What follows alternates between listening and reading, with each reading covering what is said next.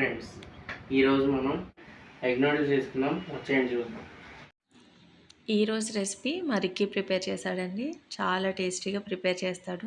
Egg noodles కానీ fried rice కానీ చాలా అంటే చాలా బాగా చేస్తాడు. అందుకనే తనని చేయమని చెప్పాను. ముందుగా ఒక గిన్నెలోకి నూడిల్స్ని ఉడకబెట్టడానికి తగినన్ని వాటర్ తీసుకోవాలి. దీంట్లో ఒక స్పూన్ సాల్ట్, ఒక స్పూన్ ఆయిల్ వేసుకుని 1 నిమిషం పాటు ఉడకబెట్టుకుని వెంటనే మనం వాటర్ని స్ట్రైన్ చేసేసుకోవాలి. అలాగే వెంటనే చన్నీళ్ళు పోసుకుని వాష్ చేసుకుని నూడిల్స్ని వేరొక గిన్నెలోకి తీసుకుని ఫ్యాన్ కింద పెట్టుకుని ఆరబెట్టుకోవాలి. ఇలా చేయడం వల్ల నూడిల్స్ ఒకదానికొకటి అతుక్కోకుండా చక్కగా పొడి పొడిగా ఉంటాయి. ఇప్పుడు ఒక ప్యాన్ తీసుకుని దీంట్లోకి కొద్దిగా ఆయిల్ వేసుకోవాలి. ఆయిల్ హీట్ అయిన తర్వాత ఎగ్స్ని కూడా వేసుకోవాలి. ఎగ్స్ని బాగా ఫ్రై చేసుకోవాలి. బాగా ఫ్రై అయిన తర్వాత దీన్ని మనం ఒక గిన్నెలోకి తీసేసుకుందాం.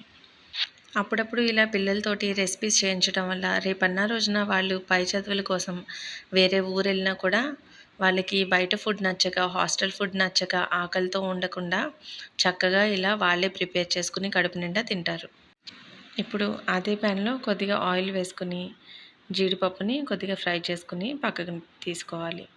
అలాగే అదే ఆయిల్లో పచ్చిమిర్చి, కరివేపాకు, ఉల్లిపాయ ముక్కలు వేసుకుని బాగా ఫ్రై చేసుకుని క్యారెట్, క్యాప్సికమ్ ముక్కలను కూడా దీంట్లో యాడ్ చేసుకోవాలి. ఇవి కూడా బాగా ఫ్రై అయిన తర్వాత 1/2 టేబుల్ స్పూన్ అల్లం వెల్లుల్లి పేస్ట్ వేసుకోవాలి.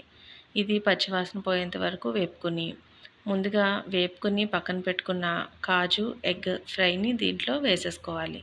వీటిని 1 నిమిషం పాటు ఫ్రై చేసి ఇప్పుడు 1 స్పూన్ సాల్ట్, 1 స్పూన్ కారం, అలాగే 1/2 table spoon chicken masala, 1/2 table spoon white pepper powder వేసుకుని కొద్దిగా ఫ్రై చేసుకోవాలి. అలాగే మ్యాగీ మసాలా ప్యాకెట్స్ ఇస్తారు కదండి, అవి కూడా దీంట్లో యాడ్ చేసేసుకోవాలి.